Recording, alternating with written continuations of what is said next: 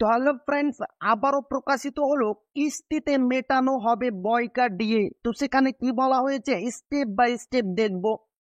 তো ভিডিওটি শুরু করার আগে আপনি যদি আমাদের চ্যানেলের নতুন দর্শক হয়ে থাকেন এবং চ্যানেলকে সাবস্ক্রাইব না করে থাকেন তো অবশ্যই চ্যানেলকে সাবস্ক্রাইব করবেন এবং আমাদের পাশে থাকবেন।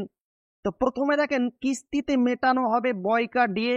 অবশেষে সরকারি কর্মীদের সুখবর দিল রাজ্য সরকার। কেন্দ্রীয় হারে মহার্ঘ ভাতার দাবিতে দীর্ঘদিন ধরে আন্দোলন চালাচ্ছেন রাজ্য সরকারি কর্মচারীদের একাংশ। বর্তমানে সুপ্রিম কোর্টে ঝুলছে সরকারি কর্মীদের ডিএ মামলা। মাঝে কয়েক দফায় সরকারি ডিএ বৃদ্ধি করলেও তার সাথে কেন্দ্রীয় মহার্ঘ ভাতার ফারাক বিরাট। আগস্ট মাসে মেটানো হবে বয়কা।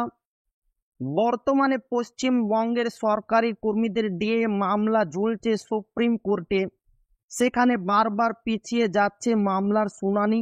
ফলে কার্যত হতাশ হয়ে পড়েছেন বাংলার সরকারি কর্মীরা। এরই মাঝে এবার নিজের কর্মীদের মুখে হাসি ফুটিয়ে বড় পদক্ষেপের করতে চলেছে মধ্যপ্রদেশ রাজ্যের অর্থ দপ্তর। ইতিমধ্যে নেওয়া হয়ে গিয়েছে সিদ্ধান্ত। একাধিক রিপোর্ট অনুযায়ী আগস্ট মাসেই রাজ্যের সরকারি কর্মচারীদের পকেটে ঢুকবে মোটা টাকা। এই রাজ্যের প্রায় 7.5 লাখ সরকারি কর্মচারী বয়কা মহার্ঘ ভাতা পেতে চলেছেন।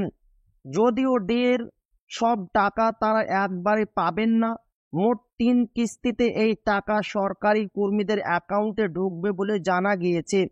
প্রসঙ্গত, গত মার্চ মাসে মধ্যপ্রদেশে রাজ্য সরকারি কর্মীদের 4% হারে ডিএ বৃদ্ধি করে রাজ্য সরকার। তবে 2023 সালের জুলাই থেকে 2024 সালের ফেব্রুয়ারি পর্যন্ত বর্ধিত ডিএ তারা এখনো পাননি। সেই সময় অর্থ দপ্তর জানিয়েছিলেন মোট 3 দফায় বয়কা ডিএ মিটিয়ে দেওয়া হবে রাজ্য ও মধ্যপ্রদেশের রাজ্য সরকারি কর্মীদের।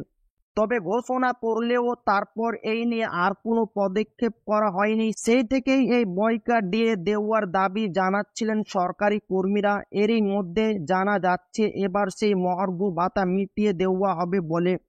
সূত্রের খবর, গত 23শে জুলাই এই নিয়ে সরকার চূড়ান্ত পদক্ষেপ করেছে। এবার পূর্বে দেওয়া বিজ্ঞপ্তি অনুযায়ী বয়কা মিটিয়ে দিতে উদ্যোগী সরকার।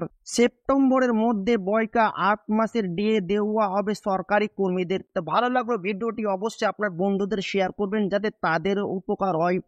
আর এখনো যদি আমাদের চ্যানেলকে সাবস্ক্রাইব না করে থাকেন তো অবশ্যই চ্যানেলকে সাবস্ক্রাইব করবেন এবং আমাদের পাশে থাকবেন। তো আবারও দেখা হবে একটি নতুন ভিডিওতে।